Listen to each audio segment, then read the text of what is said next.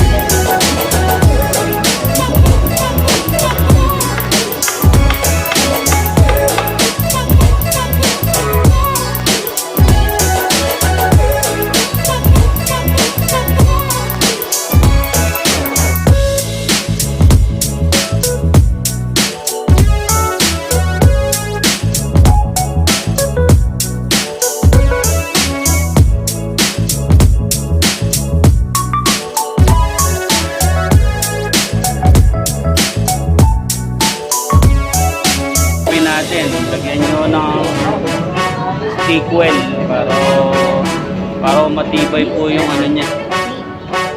Kaya hindi mo siya gumagalaw-galaw. Iba yung pagkakagawa natin. Ito, kapit ko na, may nilagyan ko.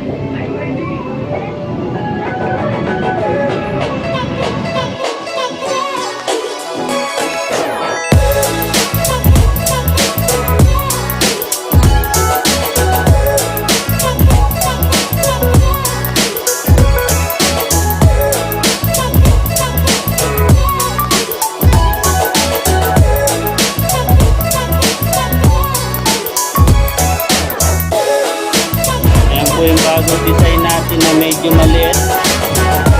Ang finish na po siya. Kaya pwede nyo pong i-DIY para meron po kayong display yan sa bahay. Saka ating mapaganda po yung mga maliliit nating halaman, yung mga mahilig po sa halaman. Yan po. Pwede nyo pong pa-DIY sa asawa nyo. Para gumanda po yung mga halaman natin. Sana po may natutunan po kayo. Mamaya po baparinisan ko na po siya para mas gumanda po yung ating display ng halaman.